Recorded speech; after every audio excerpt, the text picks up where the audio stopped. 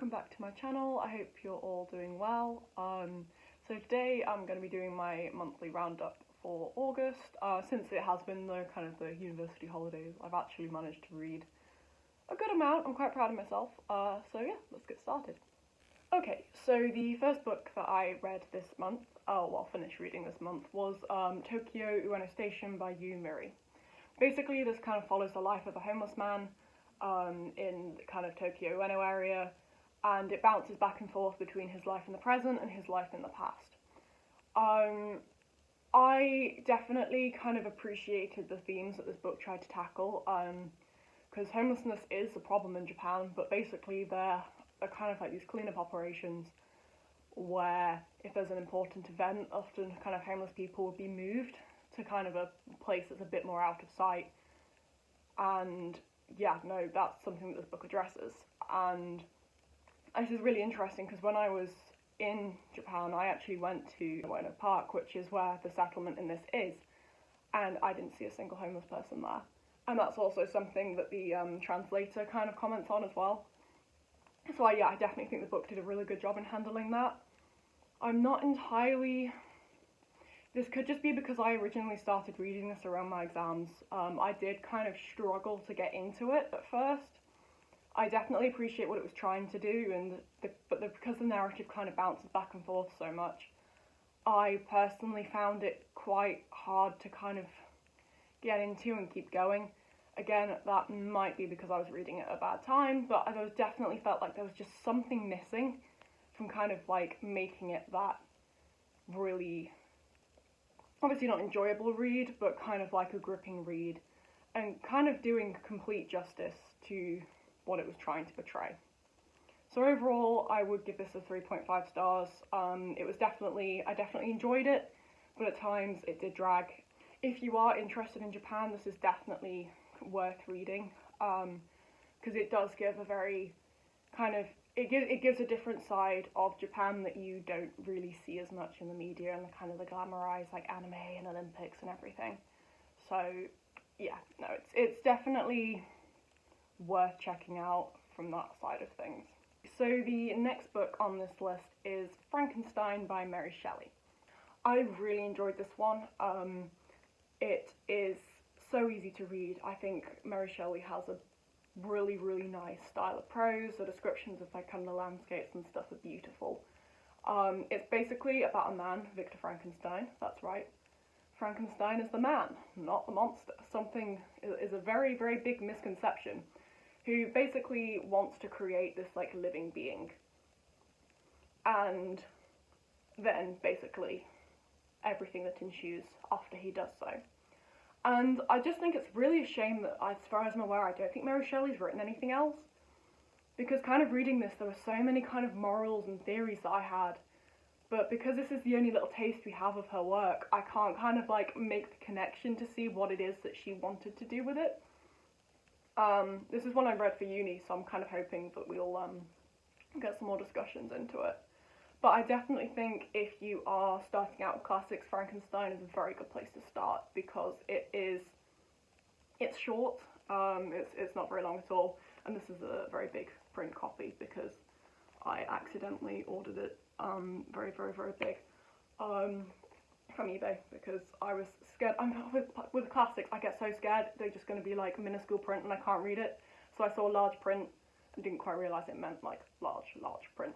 But no, it's very short, it's so easy to read, and I just loved the empathy that it made me feel for the monster, really. I wasn't expecting that at all, because it's always kind of like associated with more of a horror genre, but I really didn't get that vibe at all.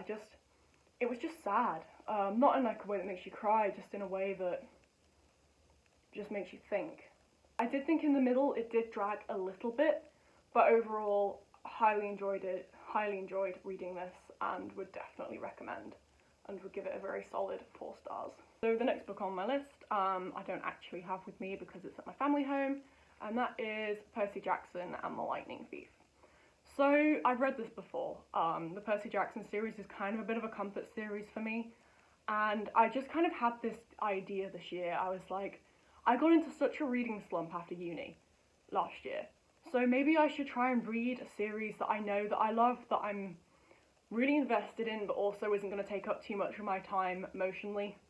And also in terms of the fact, because I've already read it, I'm not going to kind of prioritise reading it over my actual reading I need to do. So I just thought, let's kind of like read the first book again over summer. And also, I kind of want to reread them and see if they live up to how they are in my head. So, I love Rick Riordan so much. Like, the thing I think with, like, Percy Jackson is it's just so witty. Like, Rick Riordan, he really understands the mind of a child. And that's a really hard thing for an adult to do. Like, it sounds really simple, but, like, I'm reading this, and I think the reason it kind of still comes across so well is because I remember, like, kind of feeling and thinking these things, and it just kind of takes me back to when I was actually kind of, like, Percy's age, and I love it so much. I love the characters. I think Annabeth is brilliant. I think Percy is brilliant. The plot's really nice. There's one thing I really wish, because I actually originally saw the film before I read the book, many years ago. I really wish I could go back and see if, like, the twist was as kind of, like, because obviously I knew what was coming. I know what happens, but I would really like to reread it without knowing what happens and see if it kind of gets me or if it's predictable, but obviously I can't do that because I can't turn back time. I'm going to give this one 4 stars just because I know that it just gets better and better and better. And I suppose the other thing to note as well is obviously Percy Jackson is a children's book. It's, I think the target audience is like 9 or 12 plus. So obviously a 4 stars for a children's book is going to be a very different thing than like a 4 stars to kind of a YA or an adult book. But honestly, I think Percy Jackson holds its own. Like, obviously if you're an adult going into it, you might not kind of have the nostalgia value to kind of make it as enjoyable as it is for me, because I read it as a kid. But no, I think it's a brilliant series, and you know, if you are looking for something to read to your children, I would definitely recommend the Percy Jackson series. Okay, so I kind of realised after filming that I didn't actually give a description about what Percy Jackson is actually about. I know it's really popular, so I just kind of assume everybody knows, but maybe not everybody does. It's basically about a boy called Percy Jackson who discovers that he is the son of a god, and then ends up going to Camp Half-Blood, which is basically a place where demigods go, because in the real world they're under threat by monsters that basically want to kill them. And it's basically him kind of growing and kind of learning how to be a demigod, really, and how to survive in this world while also going on quests, and just it's a lot of fun. It's a lot of fun. So the next book on this list is The Poppy War by R.F. Kuang. So I loved this book. It's my mission now to finish the last 2 before I go back to university. But basically it's about a girl called Rin, and she's from a really kind of poor background, so she tries to go to the most prestigious military academy in the country. And basically she works really hard to get there, and it's not quite how she expects it to be when she does get there. I think Kuang, she really addresses the really nitty-gritty details that a lot of kind of books overlook. You kind of see a lot of kind of things about racism, also kind of prejudices within a country based on, you know, kind of how people in the north and south look slightly different, maybe because the people in the south work more outside. And yeah, I just thought this was absolutely phenomenal. It's inspired by China, and a lot of the events are based on the events in the Second Sino-Japanese War. So this was also really powerful because these things are happening to these characters that you know and care about, although I'll say know and care about. Some of them are a bit morally grey, but that's something else I really love about it. If you don't like morally grey characters, might not be for you. But no, so these things are happening to all these characters that you know and love, and then you're like, wait, these happen to real people, you know, like this is a real event. And I really think it does well to kind of humanise these events and to kind of remind you, obviously, that all the people who did suffer through them were real people. But one thing I will say is please read the trigger warnings before you go into this, because there are a lot. and I'm not someone who's easily triggered, and I just found I had to there was one point and I just had to pace, because it really got to me. So definitely please read the trigger warnings, because the reason it is so good is because it doesn't shy away from anything, and that means at times it does get very kind of difficult to kind of read. My only criticism is there was this kind of messy changeover between parts 1 and 2. I found it quite jarring, and not in a good way, because sometimes I think like a kind of jarring change can be used for effect, but in this case it just completely threw me out, and I was just kind of there for a couple of chapters like, what? But then I got back into it. It was even better than it was before the changeover. So yeah, no, I wouldn't say it kind of detracted too much, but it did bother me a little bit.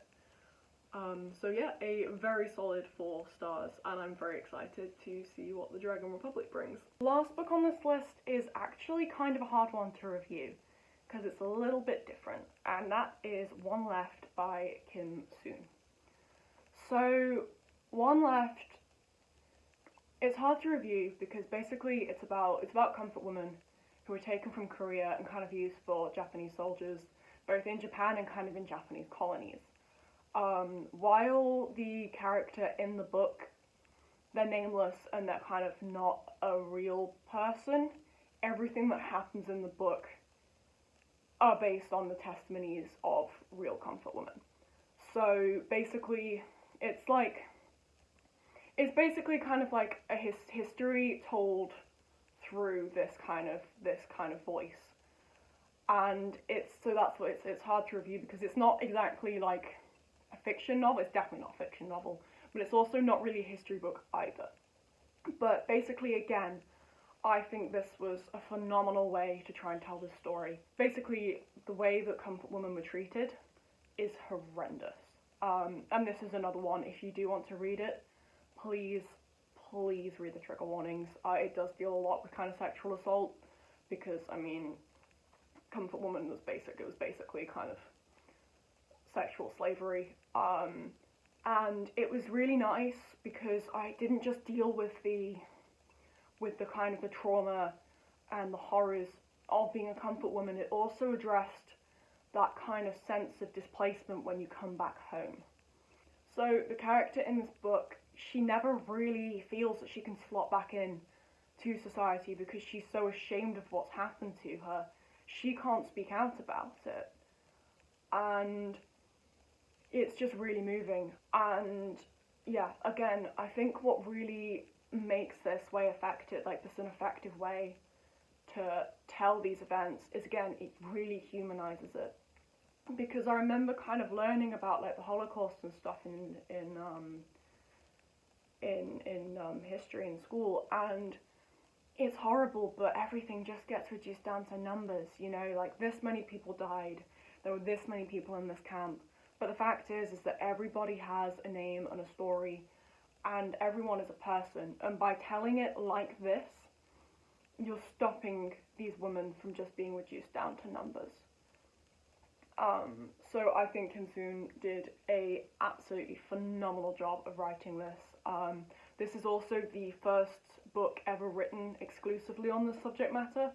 And bearing in mind this happened in World War II, so this was only published a few years ago, so I think it was like published about 75 years after the event. And honestly, in the West, this isn't talked about enough. I knew about comfort women before, because when I was in Korea, I accidentally stumbled upon a museum. Again, I accidentally stumbled upon a museum. I found out about these horrors that happened by accident. And it honestly makes me so angry that that is the case, because, again, no one, I think to call these women strong women is a complete understatement. I don't think there is a word that can be used to describe the woman that had to endure these absolute horrors. And I think Kim Soon has done the most amazing job in making their voices be heard. So for that reason, I have to give One Left 5 stars.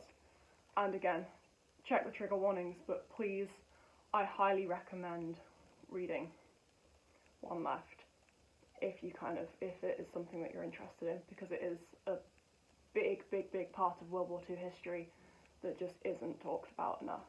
Okay, so that is it from me. If you have any questions about any of these books, especially the last one I talked about, I think because it's a Korean book in translation, yeah, it might be kind of hard to get hold of, but yeah, if you have any questions, please just drop me a message in the comments, and I'm going to do my best to answer every single one of them.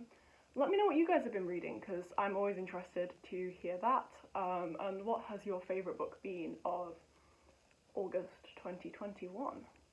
So yeah, stay safe. I will see you all very soon. Bye.